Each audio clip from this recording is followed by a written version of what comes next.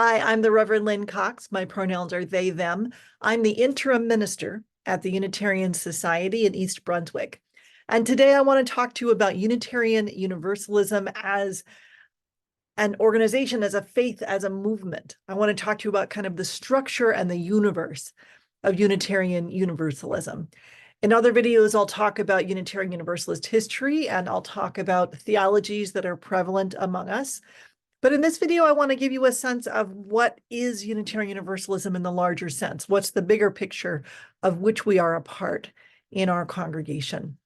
So I've got a lot to tell you. I'm very excited. So let's get started. Okay, so Unitarian Universalism is a faith movement.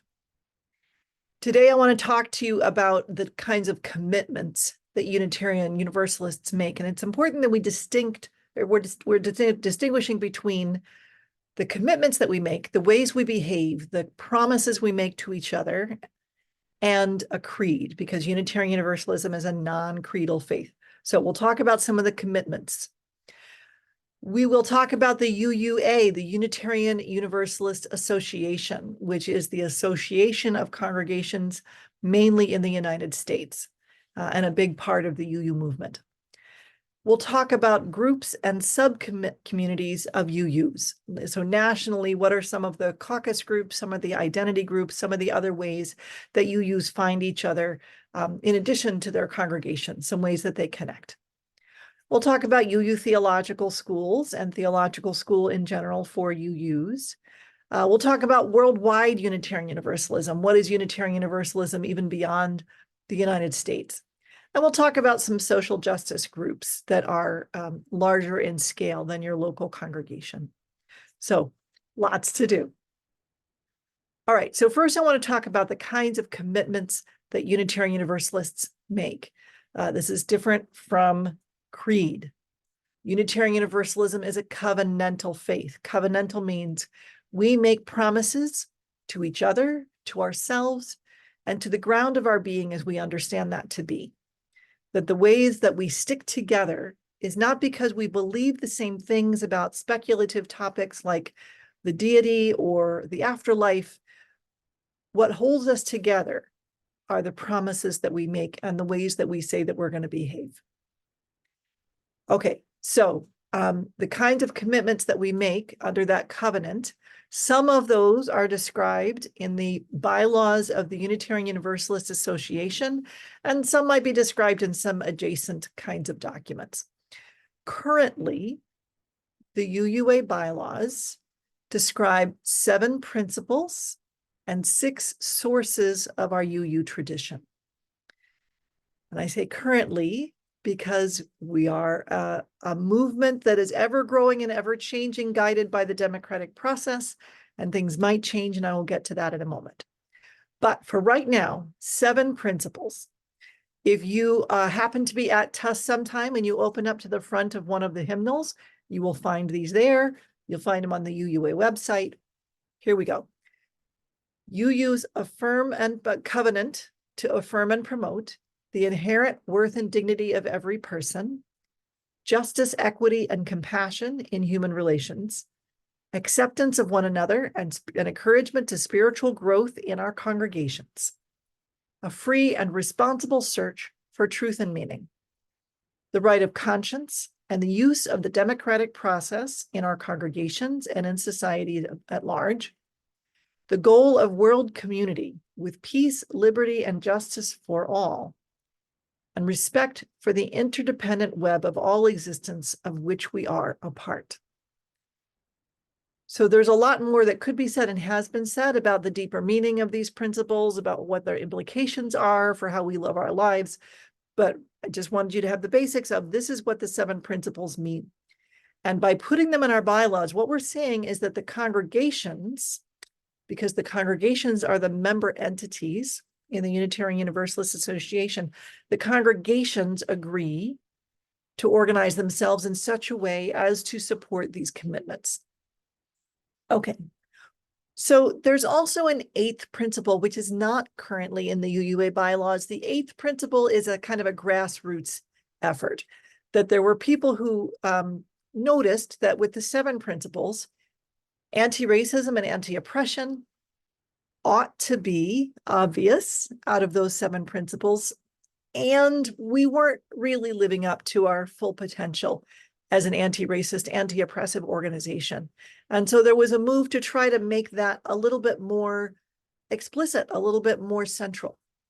And so this grassroots movement of the 8th principle encouraged congregations to have discussions and meetings and explorations. And after that process, to consider adopting as a congregation the 8th principle. And the Unitarian Society in East Brunswick did that. So we have committed to this. And the 8th principle says, we, the member congregations of the Unitarian Universalist Association, covenant to affirm and promote, journeying towards spiritual wholeness by working to build a diverse, multicultural, beloved community by our actions that accountably dismantle racism and other oppressions in ourselves and in our institutions. So by committing to the 8th principle, we have committed to this work in our own hearts and souls and in the institutions of which we are a part, including our congregations. So what that means is going to be an ongoing journey, but we do try to keep that ahead of us at the Unitarian Society. Okay. Right now, in addition to the 7 principles, the UUA bylaws also names 6 sources of our Unitarian Universalist living tradition, acknowledging that the ways we find meaning, the ways we make meaning, the kinds of rituals, the kinds of histories, the kinds of frameworks that help us to make sense of the world and to live our values comes from a lot of different places. And those include direct experience of that transcending mystery and wonder affirmed in all cultures, which moves us to a renewal of the spirit and an openness to the forces which create and uphold life. The words and deeds of prophetic people which challenge us to confront powers and structures of evil with justice, compassion, and the transforming power of love. Wisdom from the world's religions, which inspires us in our ethical and spiritual life. Jewish and Christian teachings which call us to respond to God's love by loving our neighbors as ourselves. Humanist teachings which counsel us to heed the guidance of reason and the results of science and warn us against idolatries of the mind and spirit. Spiritual teachings of earth-centered traditions which celebrate the sacred circle of life and instruct us to live in harmony with the rhythms of nature. So those are some of the places that we get inspiration. And UUs are all different from each other. So different Unitarian Universalists will find emphasis in different ones of these. And we know that when we gather as congregations and as an association, that all of these sources are present in our community. Okay, there is a proposed revision of the UUA bylaws, partly because the principles and the sources, they've been around since the 80s. They don't completely express the renewal of the spirit that is always happening. And if you let something sit for too long, it starts to become a little calcified. It starts to sort of creep into being a little bit of a creed. So we needed to mix it up. And it is in our bylaws that we have to review them every 15 years. So it is part of our process to look and see, well, how else might we express our commitments? And so the values that are in the proposed revision to the UUA bylaws put love at the center, and then non-hierarchically in no particular order, interdependence, pluralism, justice, transformation, generosity, and equity. And so this is kind of the artistic representation of what that looks like. This graphic was created by Tanya Webster. So you see love is at the center there with our flaming chalice. Our flaming chalice is the symbol of Unitarian Universalism, which we'll talk about another time. And you see that all of the other values, they fold into each other. They support one another. And so this is one way of rendering them There are people who are rendering them with the acronym JETPIG, and you can imagine a porcine traveler with a little jetpack with love on its side, flying through the air. And so the JETPIG is justice, equity, justice, equity, transformation, JET, pluralism, interdependence, generosity, PIG. There are folks who find this a little too flippant and are not a fan of JETPIG. And there are folks who find that their ability to remember the 7 values that are in the Article 2 revision is greatly enhanced by having an acronym. So whatever is meaningful to you, take it as you will. Okay, so whether we talk about values or principles, the point is Unitarian Universalists make promises to each other for how we're going to act in the world. So next I want to talk about the UUA, the Unitarian Universalist Association, which is a mainly US, sort of Canada, but sort of not, concern, but it's how we organize ourselves as an association, particularly in the US. Okay, so the mission of the Unitarian Universalist Association, the thing that guides our association, particularly the staff of the association, also the Board of Trustees, is this statement. The mission of the Unitarian Universalist Association is to equip congregations for health and vitality, to support and train lay and professional leaders, and to advance Unitarian Universalist values in the world. So that tells you what we're doing together in our association. Let me stop sharing for a second because I want to look at you. Okay. When we talk about the Unitarian Universalist Association, there is no us and them. We, all of us who are member congregations and who are active in member congregations, are the UUA. We as an association pool our resources, our energy and our money so that we can have a national association governance and staff, because there are things that we can do better together than we can do alone. So the Unitarian Universalist Association is us, and so we delegate to our association's board and staff, and we send them resources to help accomplish those things that we want to do together.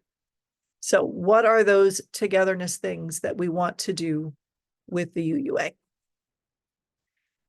want to say that congregations are interdependent. Local congregations relate to each other through the association, and we need each other, even locally, for mutual encouragement and feedback and cooperation on common mission and sharing information and ideas.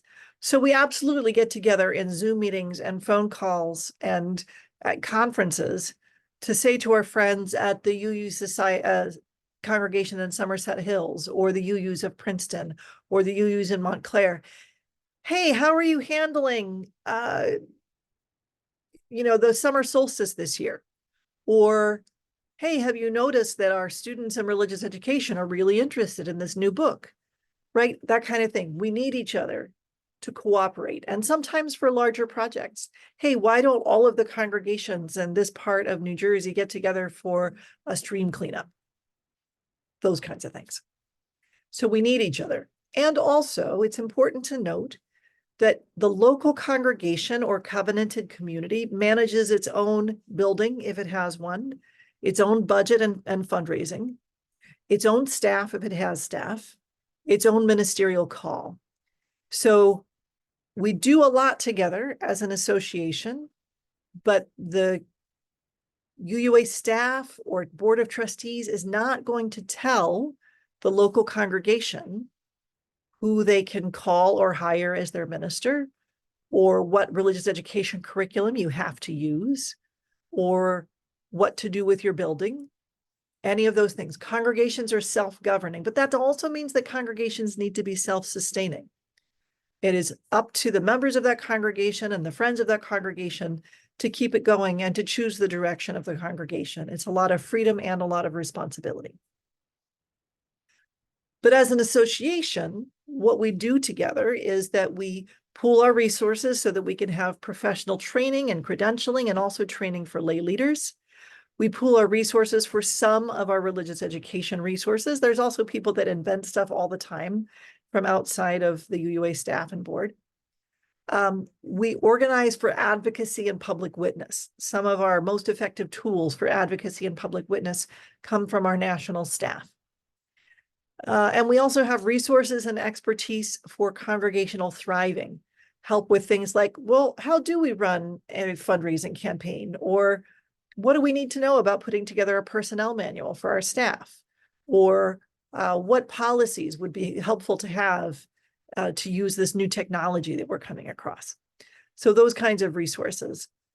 So our congregation contributes to the Unitarian Universalist Association through the annual program fund.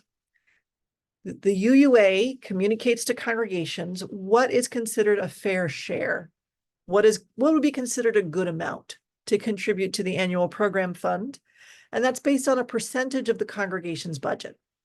So the East Brunswick Unitarian Society contributes a certain amount based on the local budget of that congregation, and a different congregation with a different budget, the UUA would suggest a different amount to contribute to the annual program fund. And that's how we pool our resources. So UUA leadership. Last June, we elected UUA President Reverend Dr. Sophia Betancourt. And so she is the elected leader of the UUA for 6 years. The top hired person at the UUA is Executive Vice President Carrie McDonald. And then the people who lead the UUA Board of Trustees who are elected are the UUA co-moderators, Reverend Meg Riley and Charles Dumond. So Meg and Charles run the UUA Board of Trustees meetings, and they facilitate the annual UUA General Assembly business meetings. Okay, so how does that work on a national level? So our UUA General Assembly is our annual meeting of congregational delegates. And you can go to the UUA General Assembly as a non-delegate because there's also a lot of lay leadership training and professional development and worship and fun stuff that happens. This year's UUA General Assembly in 2024 is completely virtual. And that, I guess, helps with flattening the economic impact so that it is less expensive. But, you know, we do miss each other. So in 2025, we'll look forward to being together in person, those who are able, in Baltimore. But there is always an option to participate online at GA as well. So congregational delegates to get together at GA and make important decisions and elect Board of Trustees members and do other important stuff. We'll be talking about those bylaw revisions I talked about this year. And every 6 years at GA is when we elect a president. The UUA Board of Trustees meets monthly to carry out the work of the association. So they appoint people to national committees and they talk about the budget and they do deep strategic planning kinds of work. So as I said, the UUA Board of Trustees is led by co-moderators. There's also 2 co-financial advisors. There are 10 at-large trustees and 2 youth trustees. So that is a faithful and fabulous group of people that meet every month for our benefit as an association. We also have a UUA staff, like I mentioned, and they implement the work of the association under the direction of the president and the executive vice president. So the UUA headquarters is in Boston, but at this point, a whole lot of staff work remotely. You know, even staff who are kind of headquarters staff don't necessarily live anywhere near Boston. Congregational life staff are the people who work with congregations directly on some of those questions about congregational thriving I was telling you about. They generally live in the regions that they serve. So that brings me to our region, which is the UUA Central East region. UUA Central East region includes all of New Jersey, all of Delaware, all of Maryland, all of the District of Columbia, a whole lot of New York State, maybe half of Ohio, and some of Northern Virginia. So it's a fairly large region. It's one of the most densely populated regions. So our Central East regional staff, these are UUA employees who work with congregations in our region. Here they are on this picture. The one in the lower right is Reverend Dr. Megan Foley. She's the regional lead. The one on the lower left is Lenore Bajar Dukes. She is our primary contact, so she's our UUA person. If we have a question about how do we do this mission work, or what's a good way to launch a search for a new employee, those are questions that we ask Lenore. And if she doesn't know, she knows who to ask. And then next to Megan in the very colorful shirt is Aaliyah Shinbro, who grew up at the UU Tusk congregation. Okay. Also, there are professional associations for the different kinds of professionals. So these are not organizations that are part of the UUA. They're not under that organizational chart. They are cooperative with the UUA, but they're all their own nonprofits. So there's the UU Ministers Association, the Liberal Religious Educators Association, which is the association for religious education coordinators and religious education directors, ministers of religious education, youth directors, those kinds of folks. The Association for UU Music Ministries, so that would include music directors, but also that includes musicians who don't necessarily have a congregational position, but do songwriting or song leading or go around doing music workshops for folks. There's the Association of UU Administrators and the UU Membership Professionals, people who in larger congregations do keeping track of the database and working with membership committees and helping members get connected to their heart's desire as far as volunteering is concerned. And I mention all of this because sometimes this is one of the most suspect places for acronyms, right? So if you hear me rattle off UUMA, Loretta, UUAMP, here's your reference point. Okay. Nationally, within the UUA or within even the worldwide UU movement, we have identity-based groups, right? People who connect through other kinds of identity in addition to being Unitarian Universalists. And we also have some theological schools that I want to tell you about. Okay, identity-based groups. Black Lives of Unitarian Universalism is a group that we've talked about, which has been one of our Be the Change partners, so you might have heard of them. So not only do they provide monthly online worship services and occasional in-person conferences and pastoral care and other kinds of support for Black UUs, whether they are in congregations or not. They also do some social justice work, what we might even think of as reparations work. Blue just opened a housing cooperative to try to add more options for fair and affordable housing. I think that is in the Midwest, but I would have to check on that. Diverse and Revolutionary Unitarian Universalist Multicultural Ministries is a people of color caucus group. So that includes Asian Pacific Islander UUs and Latino, Latina, and Latinx UUs and Black UUs and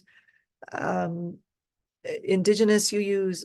You know, that's the BIPOC group is Drum. They're an older group than Blue and more broad-based, and within Drum there's also caucus groups for different racial and ethnic groups. Uplift is actually a UUA program, but what they've been doing lately, if they've been sponsoring pastoral care calls and mutual support calls and social kinds of things, particularly for trans folks and their families. And then in the lower left corner there is the logo for Trust, which is Transgender UU Religious Professionals Together. The acronym doesn't quite work, but but Trust is the name of the group. And that's for religious professionals who are trans and non-binary. So Uplift handles lay people that aren't religious professionals and organizes some activities for queer folks and in particular for trans folks. And then Trust works with the professionals. Okay, and then there are the spiritual practice caucuses. That's my name for them. So these are intentionally organized folks that are around a practice or a tradition. And those include the UU Christian Fellowship. They have an annual, I think, annual conference. UU's for Jewish Awareness, the UU Humanists, the UU Buddhist Fellowship, and the Covenant of Unitarian Universalist Pagans, or CUPS. So all of those groups might or may not have local chapters or regional chapters, but they all have email lists. So if any of that appeals to you, I can get you connected. All right, Star King School for the Ministry and Meadville Lombard Theological School are our two Unitarian Universalist identity schools. Unitarian Universalist seminarians can go to any accredited theological school, any school that is accredited by the Association for Theological Schools, you can go to if you're preparing for UU ministry. Only two of those are UU schools.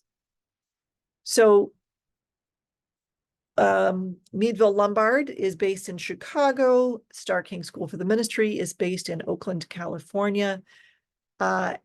We need UU theological schools because we need centers for UU theology and practice. We need places for scholarship that really values a UU way of being and an anti-oppressive way of being. And we need schools that are really paying attention to the needs of UU students because they help set the pace so that other non-UU schools can keep up. However, other denominations have been pouring more, for years and years and years, have been pouring more money into their theological schools. So the Methodists have been putting a lot of money into their seminaries to the point where the Methodist schools have better scholarships.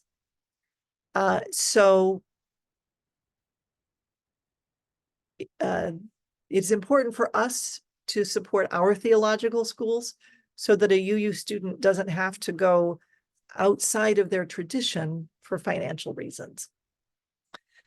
So Star King and Meadville Lombard are our two UU theological schools, which is not to say there aren't UUs in other places. A little more than half of UU seminarians go to other seminaries. Okay, worldwide Unitarian Universalism. Where are the UUs in the world? First, I want to tell you about the UU United Nations office, which is an organization where they have student internships and they do some advocacy work on behalf of UU values in the United Nations.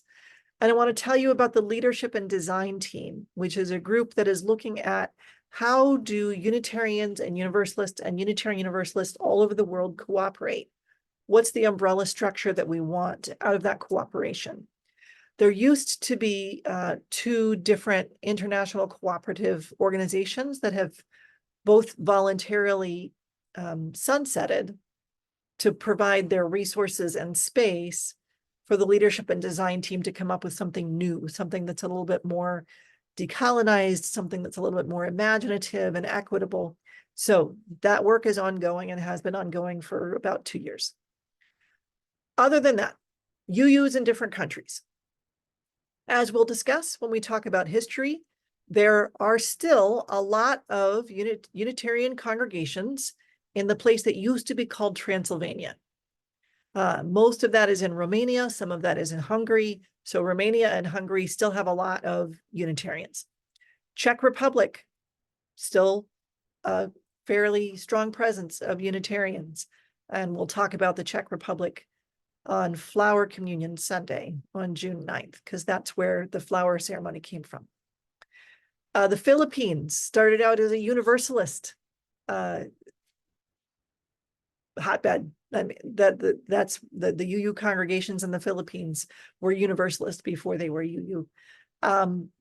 There's still some there. There are still Unitarian Universalist congregations in India, particularly in the Khasi Hills region of India. There's Unitarian congregations in Canada. Canadian congregations used to be part of the UUA, and now they can get some services from the UUA, and Canadian ministers are part of the UUMA.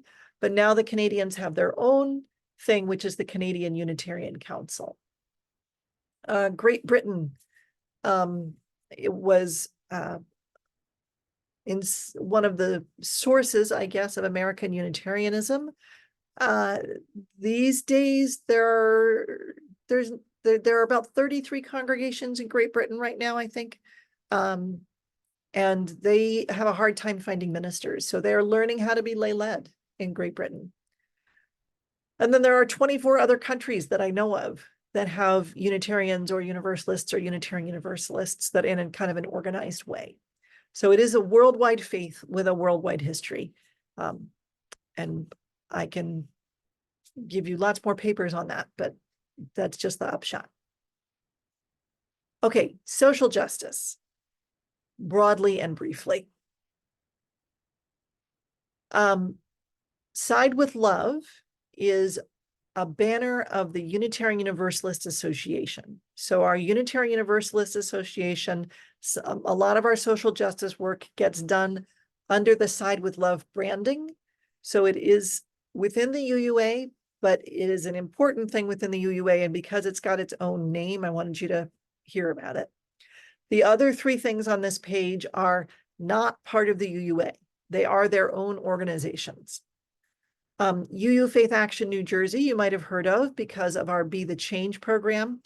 As a member congregation of UU Faith Action New Jersey, we have promised a certain amount of money as a pledge every year for part of our membership. And the way we pay that pledge off is through Be the Change contributions. So we bring them back to Be the Change every couple of weeks so that we can continue to make payments on our pledge. UU Faith Action New Jersey is a statewide legislative advocacy network. So we work together with UU Faith Action on New Jersey stuff, on things that are in front of the legislature for the state, on social justice issues that are of particular concern to people in the state, on local rallies, on things that we can do together. UUs for Social Justice is a separate organization that particularly looks at national legislation. So they organize legislative visits on Capitol Hill in DC. They organize letter writing, those kinds of things. The UU Service Committee is a human rights organization with its roots in World War II, and we can talk some more about that. But these days, all around the world, and they like to work with local partners because they want to make sure that the people that they're working with are on the ground and are not just parachuting in to give toxic advice. But the UUSC is a human rights organization that implements UU values around the world. Okay, so what else do we need to know? We're coming to a close. Okay. Here's the upshot about Unitarian Universalism as a movement, what I want you to know about how we're organized. Unitarian Universalism is a covenantal, non-creedal faith that describes itself in terms of commitments such as principles or values.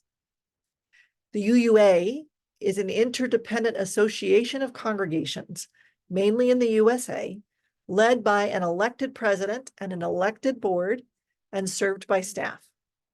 Congregations support the UUA through the annual program fund. There are identity-based and spiritual practice-based groups. There are professional organizations, professional associations, theological schools, and social justice groups that are part of the larger UU universe. And I want you to know that Unitarian Universalism is a worldwide faith.